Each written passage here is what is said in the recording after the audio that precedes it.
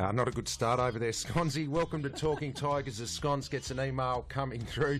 Richmond's live official podcast is Talking Tigers, and we're coming in from deep inside the Jack Dyer stand at the Punt Road Oval. It's hard to imagine a bigger week down here at Punt Road. The Tigers are into a prelim final on Saturday, and the VFL team play off in the VFL Granny against Port Melbourne at Etihad on Sunday. What a week. On today's show, we're joined by defender Nathan Broad, and I think, Tone, he's bringing with him a big exclusive. Not sure we've had many exclusives on TT over the years, but Broady's coming in. We can't wait to chat to him. Lou will be in as always, and he'll tell us about that game on Saturday, where the boys beat the Box Hill Hawks and booked themselves a grand final berth. We'll also preview the prelim final. And surely JB will have some good club news this week, JB. There's a bit happening, so we hope there's a bit of news there. All the regular segments, green as gags. Chief Watch is back as always. Good to be here, lads. It's an exciting time to be alive. Well, it is indeed, isn't it, JB? Of course it is. Probably waiting is the hardest part, which would have been a good song. But what was that song, Richard? Yeah, what was that song? Familiar. Well, surely you know. Others not so much. Well, what is it? That's the White Stripes. Surely you've heard of Jack White. No. The White Stripes. You have not heard of Jack White? To Matty White? Meg White as well. Jack and Meg White? No. The White Stripes. Never heard of them. Well, he's a good musician, isn't he, JB? Number one in the hottest 100. He'd want to improve on that song. That's He'd want to improve a bit on that effort. That's a very good song, and that is Seven Nation Army. And how come I never get to pick the songs anymore? Because you don't send them in. All right. So I'll tell you what, if we win the prelim final, I'll come up with something. Okay. And that song is dedicated to the Tiger Army that have been supporting us all year, made us the most supported team, and from what I'm hearing, JB, it looks like there's not many tickets left for this week. The Tiger Army's back again? I don't think there are any left. No tickets, to be honest. Left. The member and general public sale yesterday sold out, and the AFL members went on sale today, and they've sold out as well. So massive. Not the be all and end all on ticketing, but I think that's a good result. And MCC show rate will be the important one as well. So. Yeah, well, I had a friend that's an MCC member email me last night saying she couldn't get tickets through the MCC with their membership, so I'm not sure what that means. But I have a few left over for walk-ups, do they? But that'll be it. For the MCC, yep. And if there are any left from the club allocation or the AFL allocation, they'll go on sale 2 p.m. on Thursday at Ticketek, if there are any available. So there'll be 95 there again, you'd think, wouldn't you? I reckon more. Yeah. I reckon more than that. Yeah, I saw Patrick Keane from the AFL tweeted out that the AFL members' reserves are all gone as well, so she's going to be a big one. Whatever. Decibel, imagine the noise. Yeah. We're going for Guinness Book of Records, isn't it? Jess has just tweeted in using hashtag Talking Tigers. Get involved with the show. Yeah, she's put a link to the SEN article that there could be a record broken. Green, as you were speaking about this before, well, I think what's it all about? Is it the Kansas City Chiefs? They hold the record, right, for a home game about 3 years ago, I think. Arrowhead Stadium. 72,000. It's an open stadium, and that was the greatest noise. I think they surpassed the Seattle Seahawks. Yep. Well, they always brag that they're the loudest, the Seahawks. So that was, I don't know how many decibels, but it was a lot, obviously. So it was in the Guinness Book of Records, and I think that they're trying to set up to see that if we can break that on Saturday. Oh, it'll be good. Looking forward to it. Yeah, absolutely. What about the team on Saturday with selection? The VFL boys, congratulations to them into a grand final on Sunday. Effort. So everyone's fit and ready and available for selection. So it'd be interesting to see if there are any changes.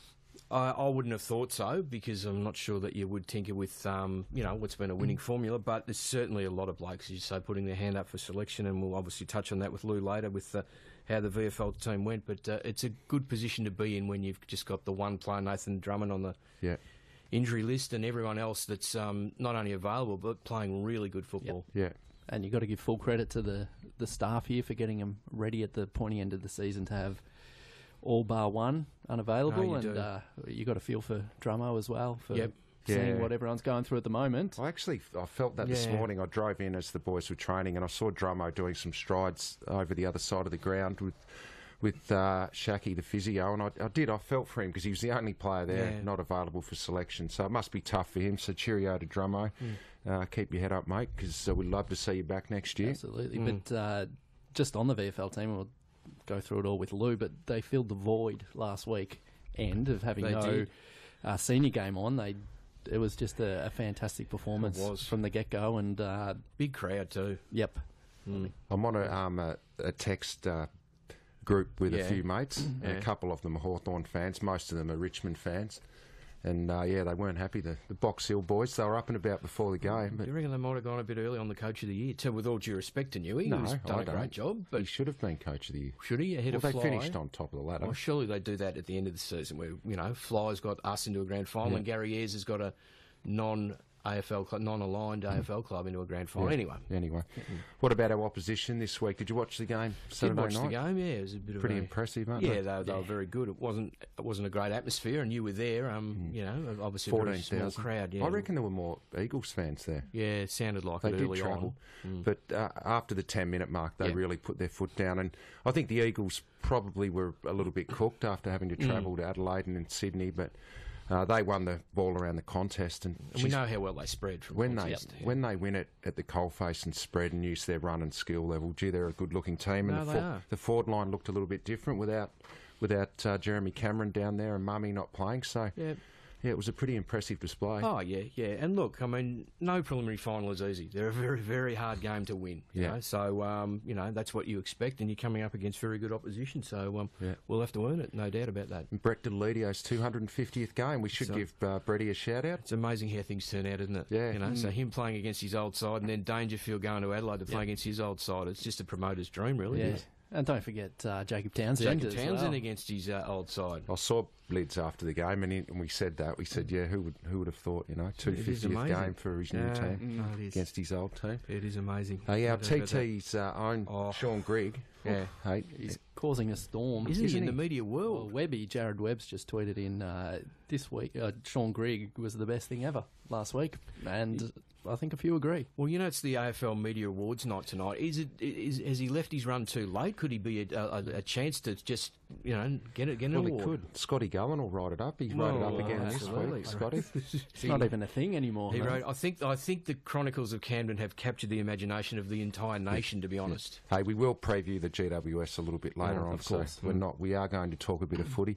Hey, did you love KB? Just one other thing before we move on. I love KB on the front bar last week. It's a great show, and he was brilliant. He was struggling because he had no voice, and he hasn't been on SEN for the first couple of days this week. Yeah. Some people think it's balmy having him locked up so he doesn't get carried away with the Tigers or anything, but no, it's great. And the stories he told. What about that shot at goal he had in the grand final where he said actually tried to kick it over his head instead of handball? Over his head from about, he was still 20 metres out.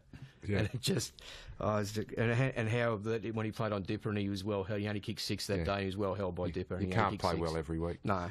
Kick 6 goals. But speaking of that, hey, Yeah. I believe that you are going on this week. Yes, I am. That'll be huge. Yeah, I just saw Mick Malloy actually, And what did Mick say? and he said we've just had our production meeting for Front Bar this Thursday night. He said it's not good for you. No, I just. So you'll be doing more homework. So I have need something to go back with. Yeah, have you got anything I can I've use? got something on Andy Marr. What's Murray? Well, you know how I created this monster, You right? created I created Eddie him. Maguire. Like Eddie and all those people, right? Who else But did you I create? took so many, there's numerous. But I got him off Greyhound Weekly, where he was struggling, going to the dish lickers, right? At And Sandown? At Sandown at Olympic Park, right?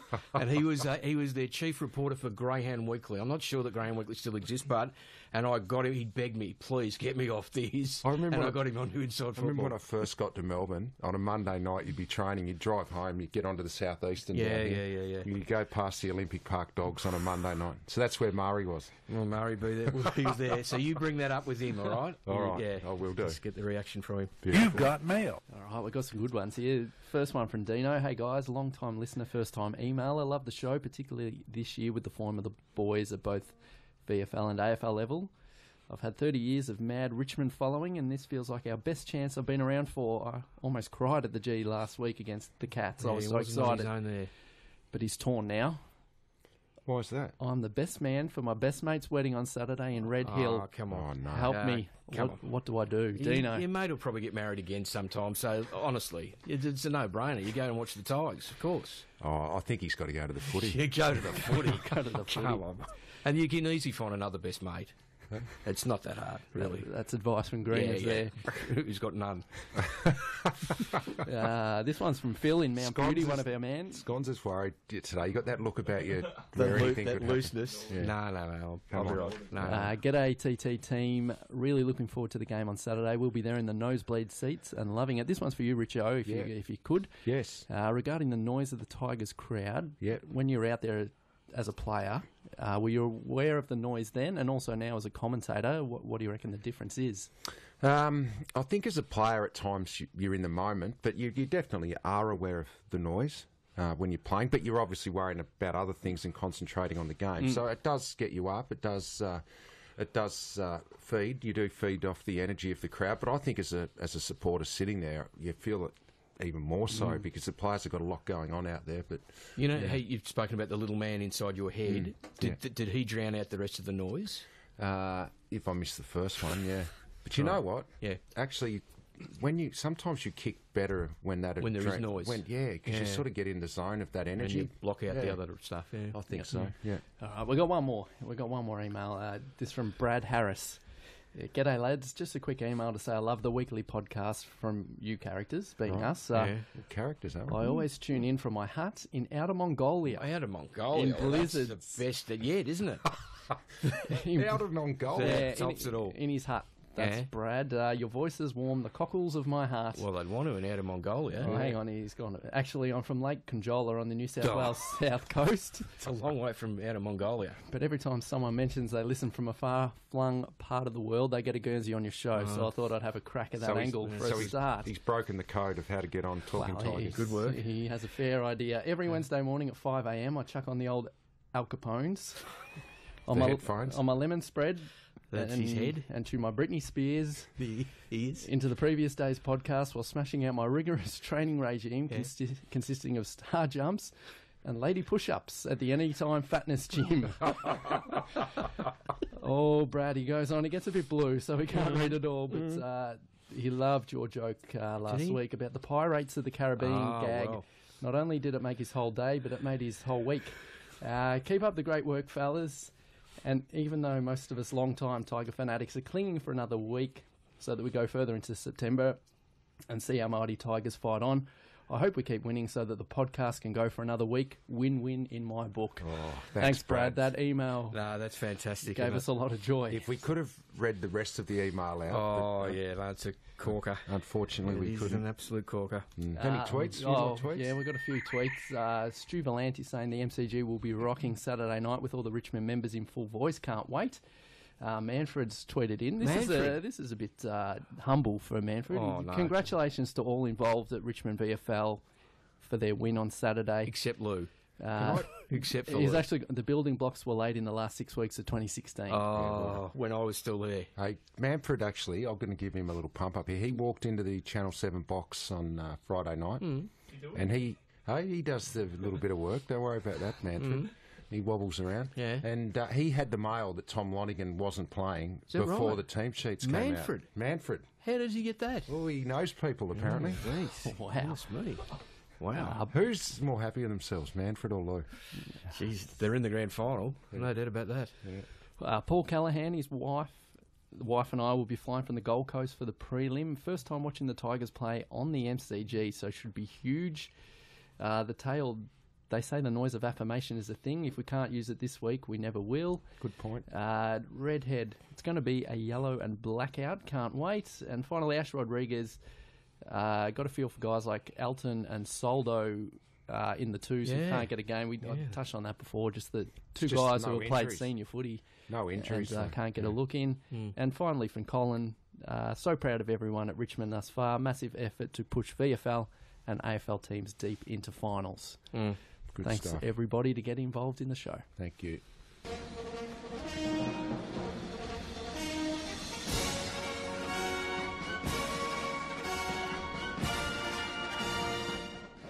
Now, just before I get into Chief Watch, because he's been mentioned again in high places, the Chief, don't worry about that. Right. I just have to send a cheerio out to Brendan's mum down in Burnie. Yeah.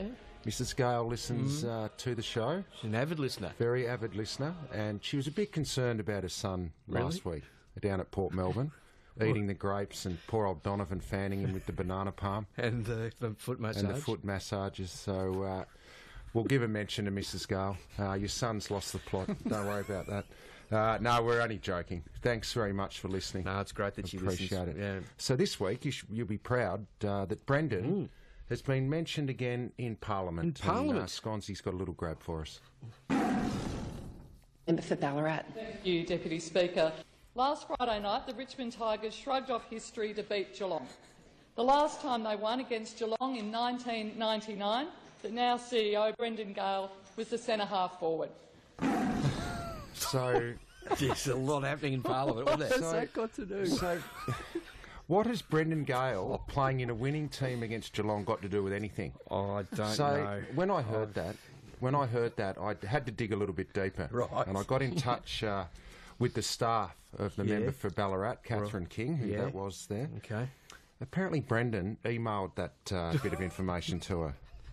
He said, do you know last time we played... Because he knows... Beat them at the MCG? Yeah, he knows Catherine barracks for the Tigers. Okay. So Brendan emailed her and said, do you know last time we beat Geelong, I played in that game in 1999, and proceeded to give her all his stats and numbers for that game, which were read out in Parliament. So is there any stopping this man at the moment? No, he's a juggernaut. Hey? He is a dead set juggernaut. What he failed to mention in that email was that I kicked 6-5 that night and got the 3 Brownlow medal votes. So if you're going to pump yourself up, actually pump up a few of your teammates who actually had a lot more to do with winning the game than what you did back in 1999. So, Chief, stop trying to steal the thunder of the team Absolutely that are in the extraordinary. prelim. That's not acceptable. No.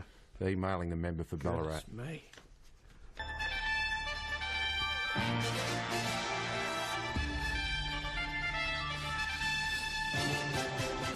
Hopefully Mrs. Gale knows what we have to put up with her son, you know? Well, I think he's a little bit more modest around his family. Yeah, probably. Yeah, he'd want to be. Modesty was not your strong suit before, Greeners, when you What's that? mentioned everybody that you set up. It's Oh. I do have here today's newspaper. I've saved it for Club News. What's that, the Herald Sun? Yeah, it's a in black and white by Jan Yeah. Kelly, and it's a feature on Joe Greenberg. Yeah, my uncle. whose brother Uncle Joe. brother Ken Yeah, my old man. gets a mention. Yeah. Ken is a mad Tigers fan who became a tour guide and museum helper at Punt Road Oval, which Yeah. is where we are right now. While his son works for the footy club and bleeds yellow and black. Well, I could have got to mention my name and maybe what the very big job that I have at the club. Yeah. It just sounds like I could be, doing anything. Is that the first time you've made the paper? No, mate, a lot of times over the journey. No, it was great. It was great to send that great poster that Uncle Joe had done. Yeah, so. which is right up there. And listen, while we're keeping in the family too, I'll just give a shout out to my daughter who's 22 today, Emily. Yeah. Happy birthday, Emily. Club news, what we're here for. There we go. All right, we want- Seniors Open training will be this Friday, September 22 from 10:30am. Gates will open at 10am.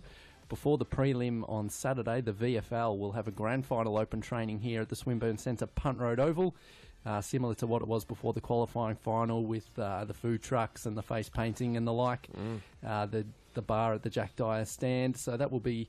the precinct here will be open from 1pm till 3pm with VFL training at approximately 1:45pm. Johnny P emailed in. He's going to miss the reopening of the ESPY for the game. So that's Is that right? That's how big Is things that are. reopening the ESPY this week, Johnny?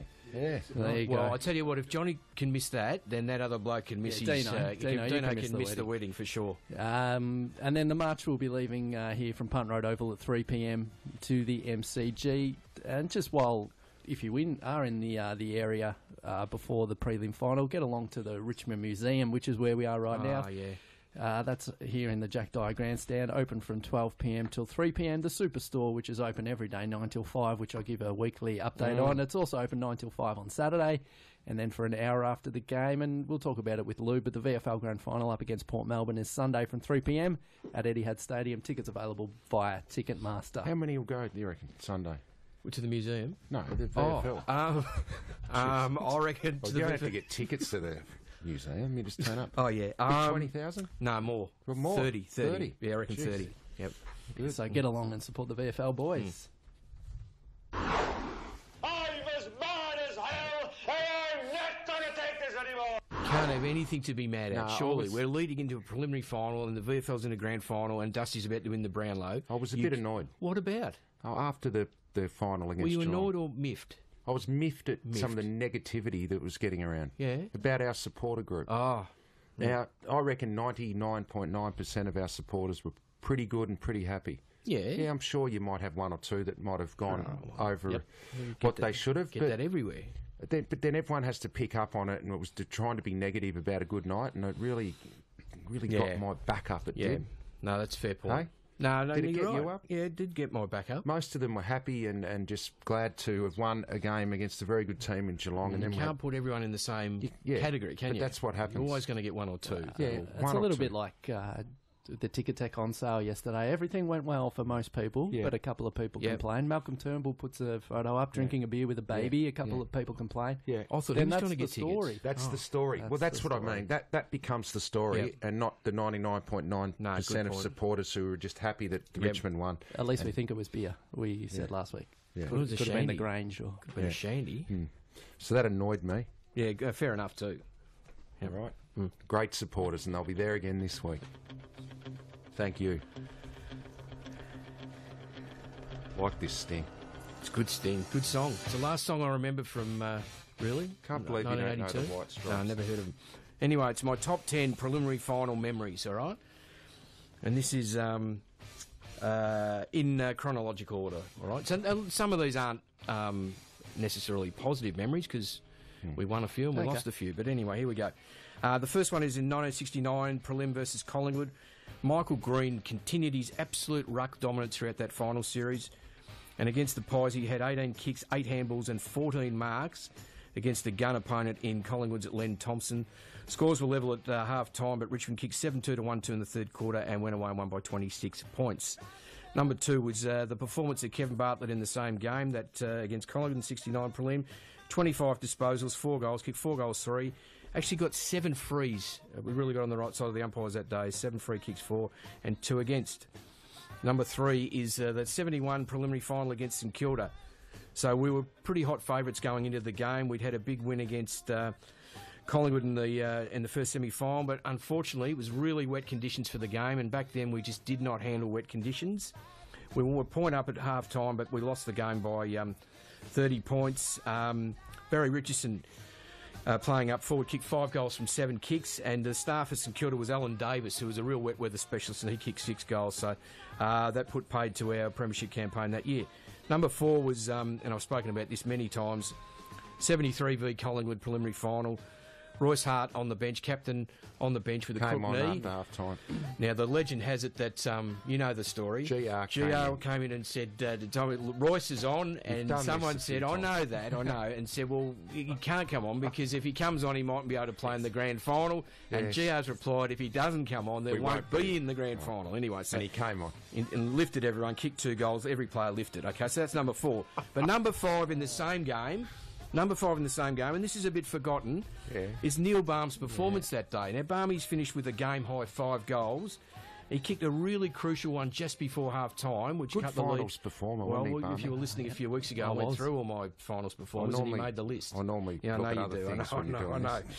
Anyway, kicked the goal before half-time that cut the margin from 42 points to 36, so it was a really crucial, and he kicked 5. Yeah. Number 6, also in that preliminary final against Collingwood in 73, there was a really gutsy, crucial mark that Merv Kane took, deep in defence late in the game, that held them up and made sure that we won the game. If you get a chance to watch the game, look out for that mark by Mervyn Kane.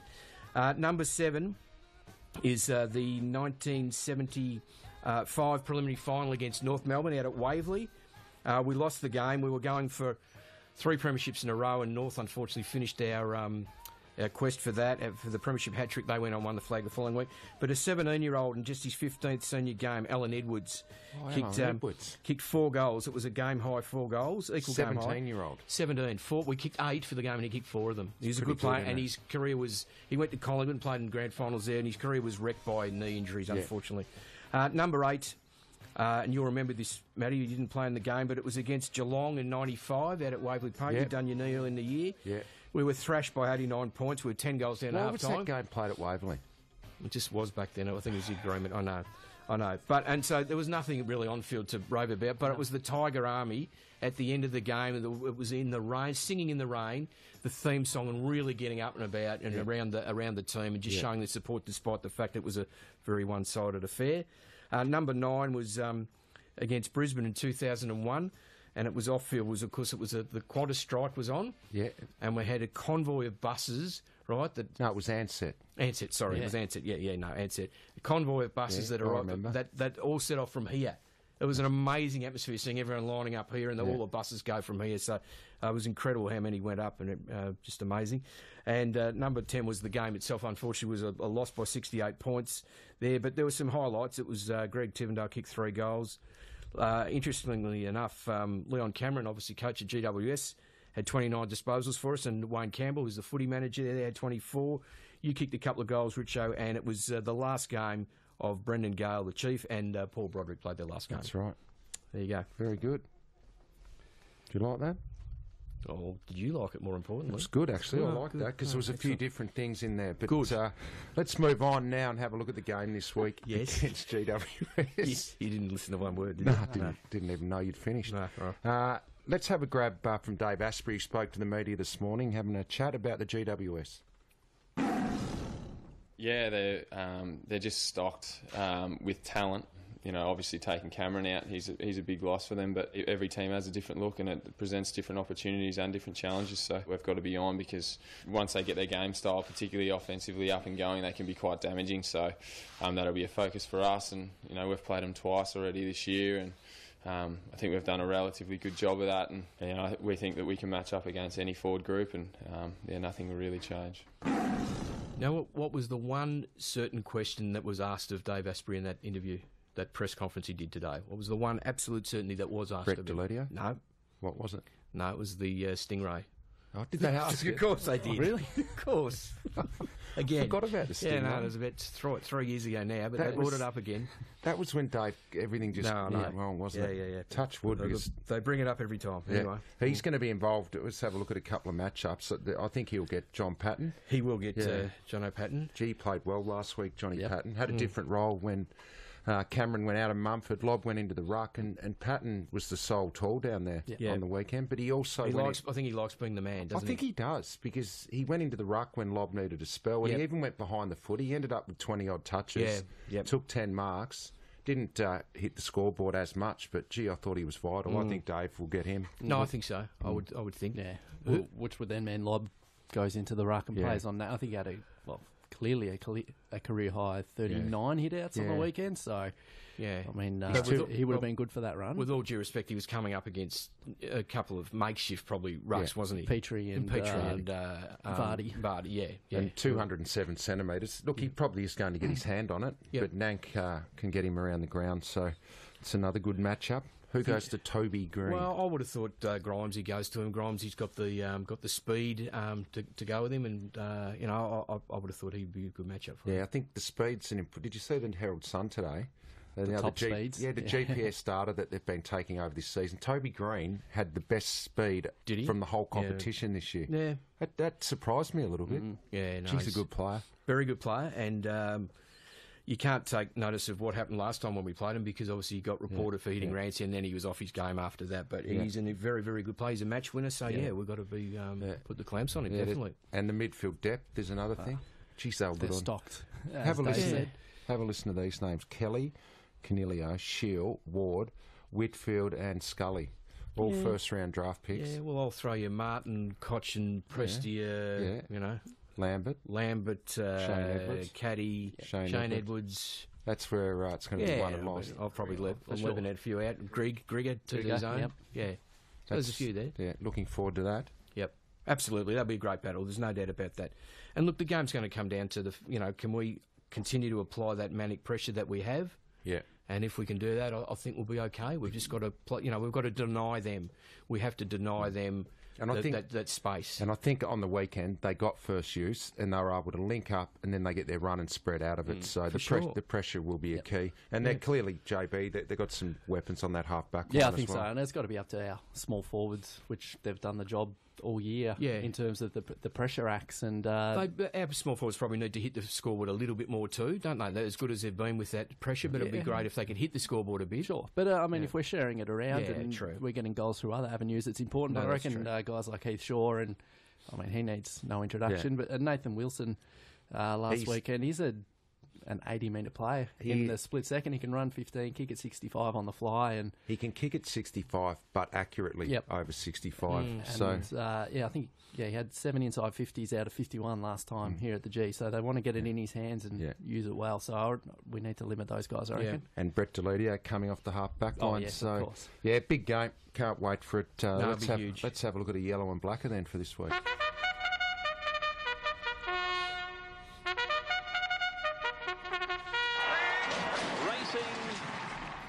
Who's kicking off? You go. Oh, all right. I'm going for Jack to kick 4 goals plus. I think he's just due for a really big game. He's been playing really well, really unselfish footy and bringing other players in. He will continue to do that, but I think he will hit the scoreboard. I think the occasion will bring out the best in him. I think he'll kick 4 plus. All right. Nice. I like that.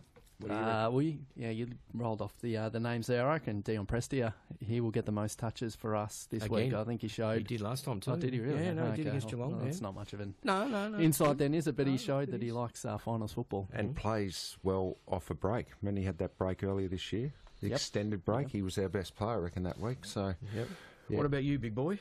What am I doing? What? Hang on. What?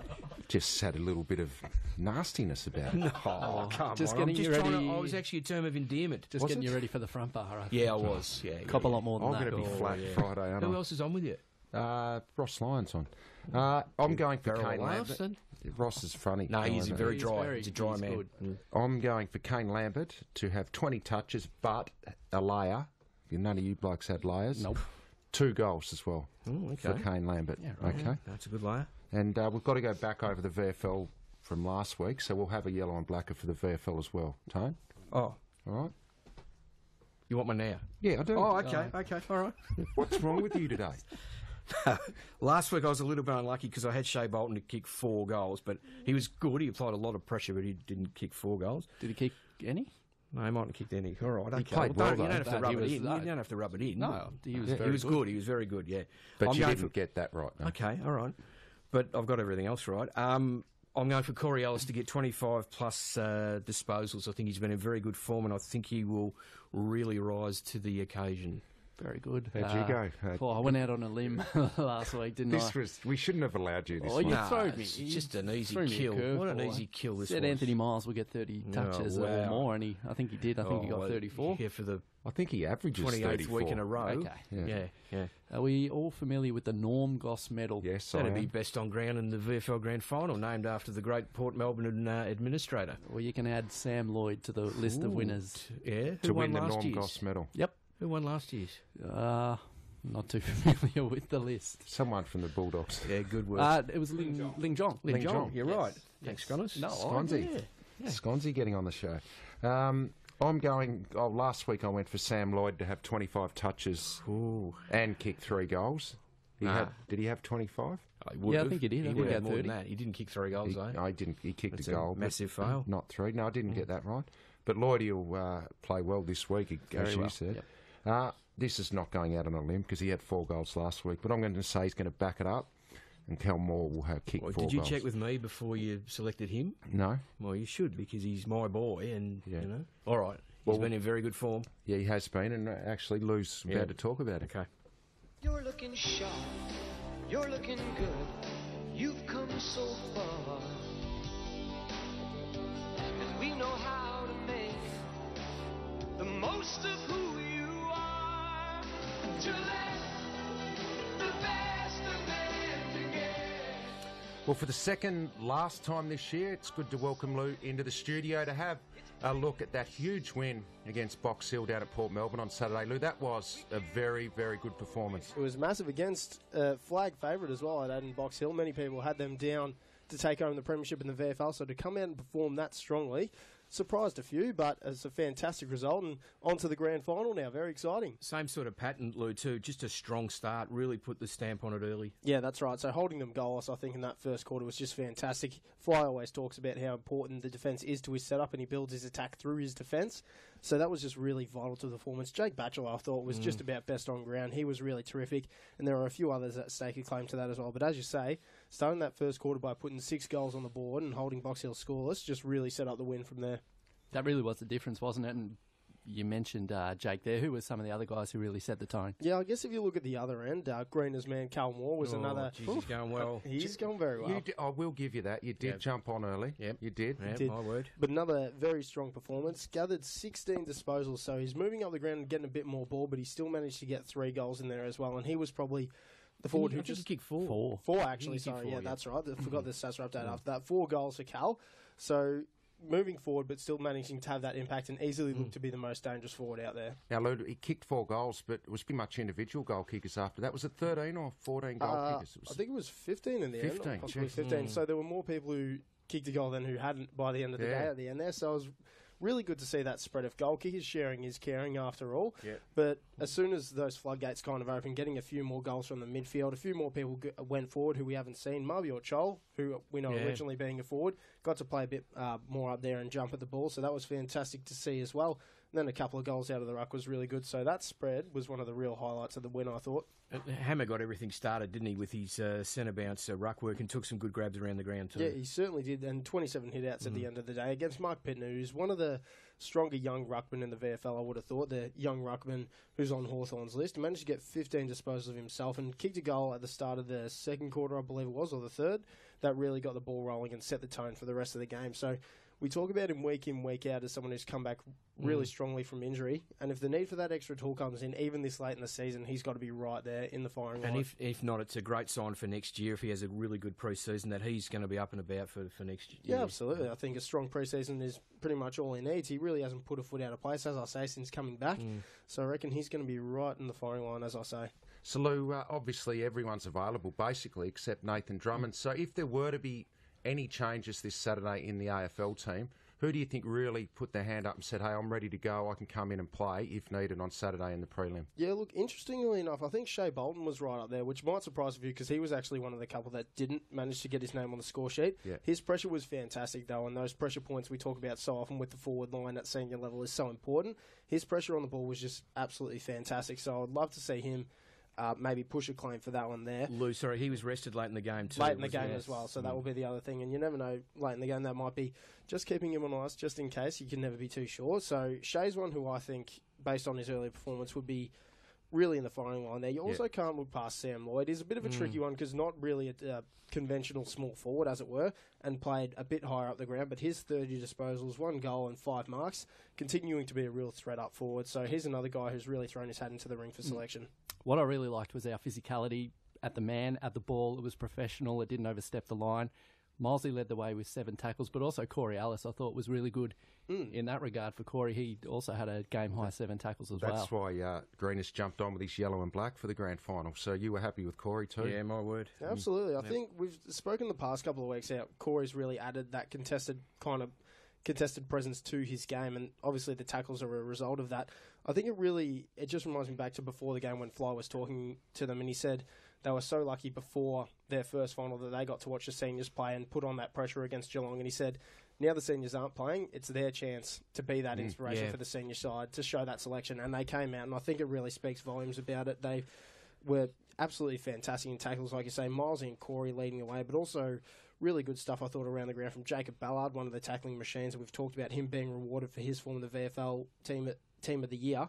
Steve Morris and Reece Conker were also standouts in the tackling department, I would have thought. So those kind of words from Fly, I reckon, might have just spurred them on to that really high-pressure performance. So let's have a look ahead, will we? We might as well look ahead. With, so the grand final at Etihad on Sunday afternoon. On Sunday afternoon. Standalone VFL team in Port Melbourne. Now, I just did a little bit of homework here. Oh, there you go. Wow. Jeez, what a rarity, isn't it? It's Christmas, isn't it? I did. I had a little bit of time before. This is the first time we'll have played Port Melbourne in a final since 1905. Can we actually credit Rhett Bartlett for that? I He reckon- actually came up No, with it's that. not Rhett Bartlett. Well, I thought I saw Rhett no, float that Rhett, around on it was Twitter. Rhett. Someone retweeted Rhett, and I've read the retweet. Fair enough.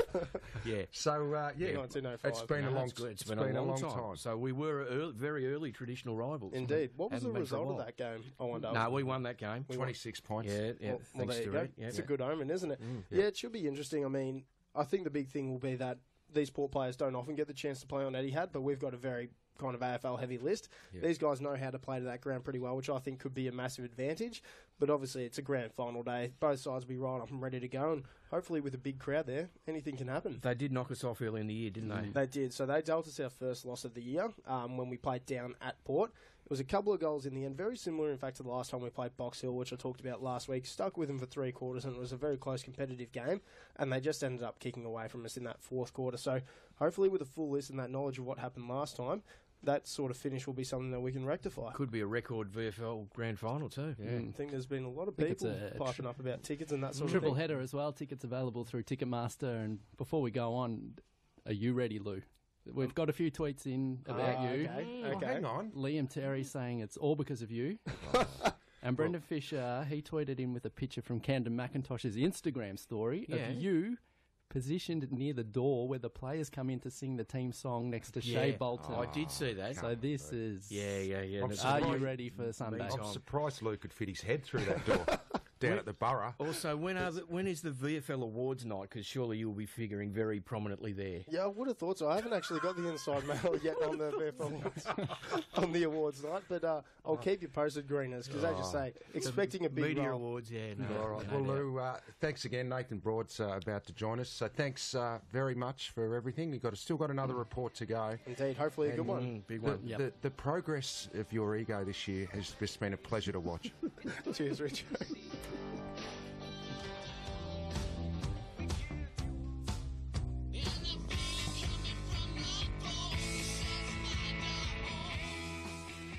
Well, as Lou walks out of the Talking Tigers studio, it's great to welcome Nathan Broad into the studio. Broady, thanks for coming up today, mate. And you brought some really big news with you. This is an exclusive for Talking Tigers. We've never had one before, so welcome, Broady. What do you got for us? Thanks, boys. Thanks for having me.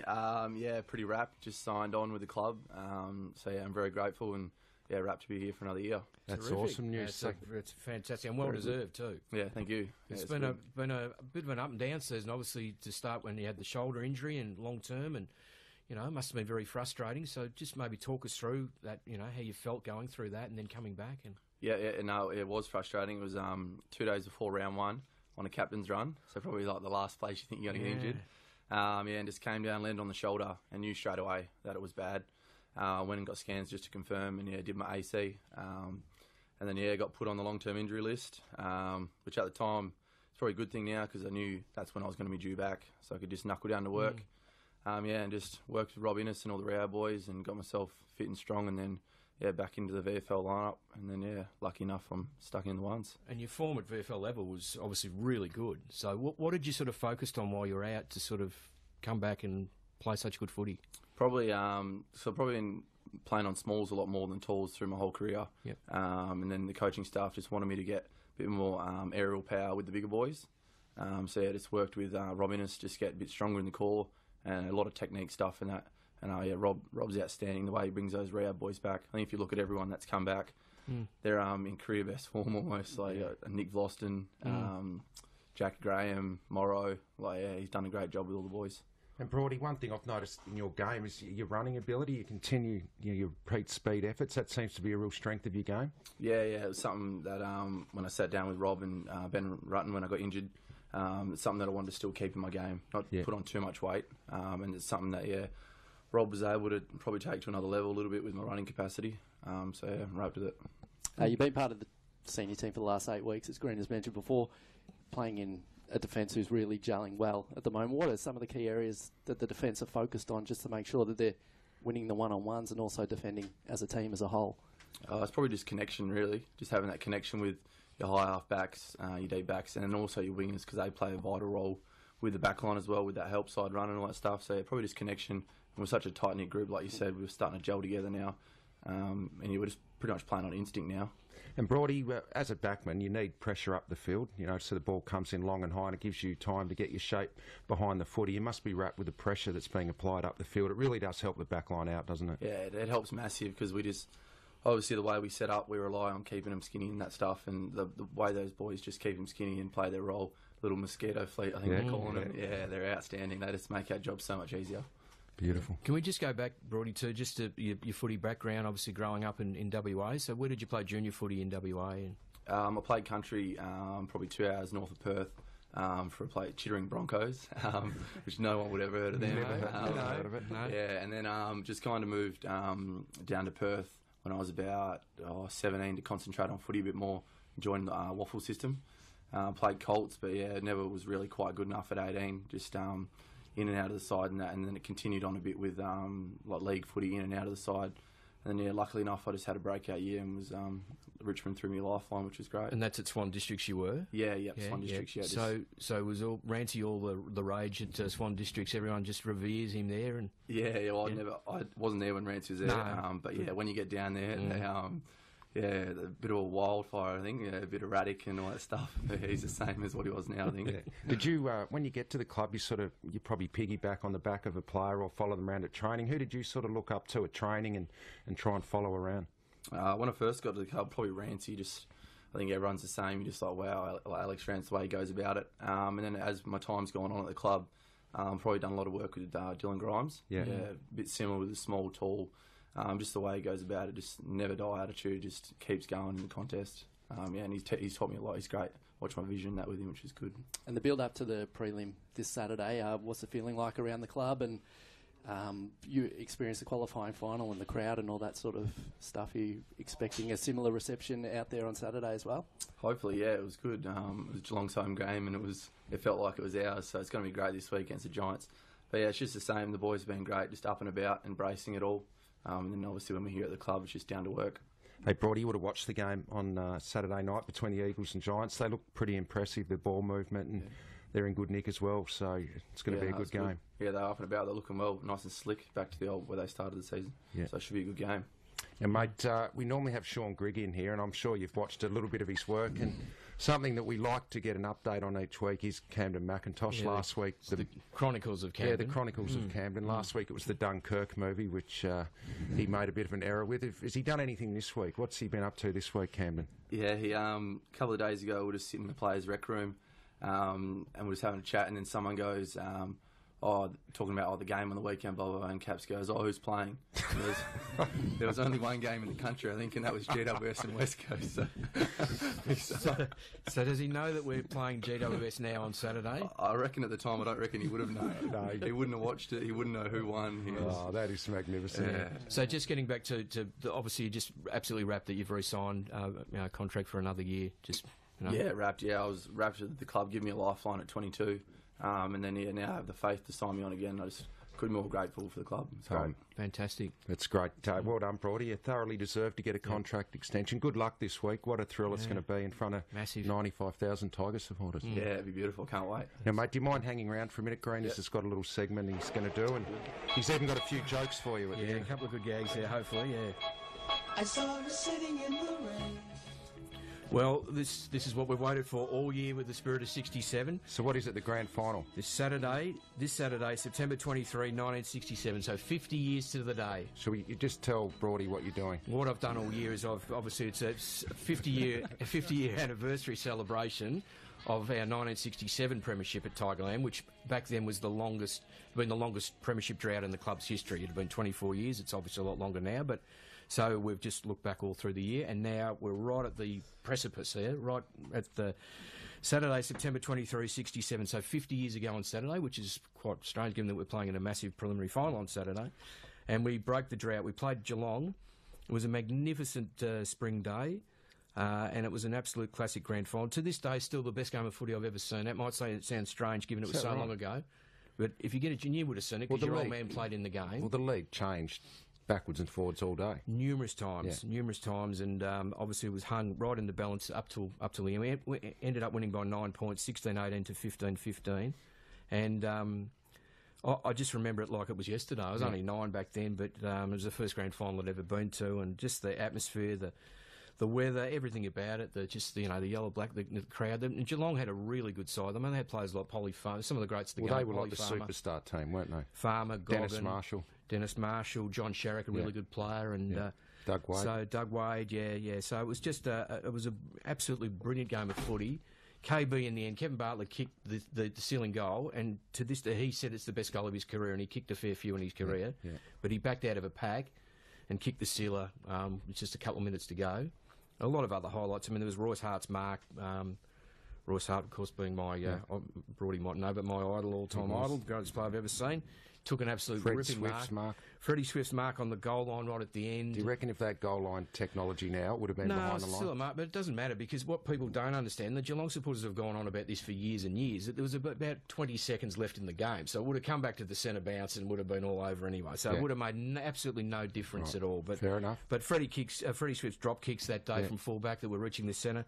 Billy Barrett's just his ability to rise to the occasion. I think GR might have put it on him before the game to put in a big game against Dennis Marshall, who was a star, who you just mentioned before for John Geelong. Ronaldson's goals. And Johnny Ronaldson, who'd come in as a replacement for Neville Crowe, who we mentioned last week, got suspended for four matches.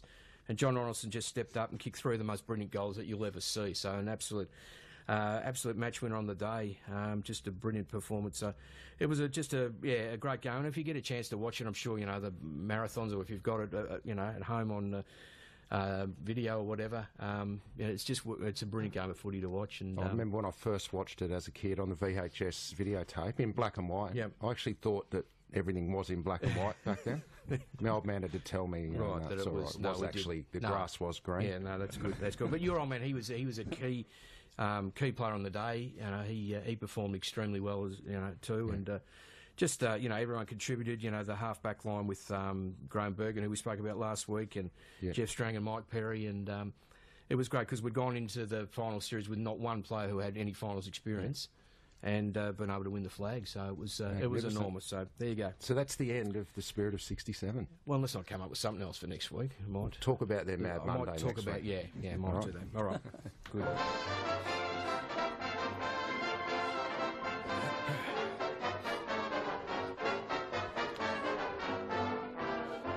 Do you like dad jokes, Brody? Yeah, I don't mind. Do you? Yeah, Just see you go with these then. I live with Brandon Ellis, so I have to keep him short and sharp. Oh, okay. All right. A mate of mine told his wife that his wife was leaving him, right? He told me his wife was leaving him because he kept pretending to be a transformer. Yeah. And he told her, wait, I can change. But it made no difference. Where does a fish go to borrow money? Where? A loan shark. Oh, jeez. What do you call a cow with a twitch? What? A beef jerky. Another mate of mine used to work at a fire hydrant factory. Yeah, but he couldn't park anywhere near the place. I was going to tell a joke about boxing, but I forgot the punchline. Why do you like that one? I didn't mind that one. That's all right, that one. What about an ancient Roman walks into a bar and holds up two fingers and give me 5 beers, he says.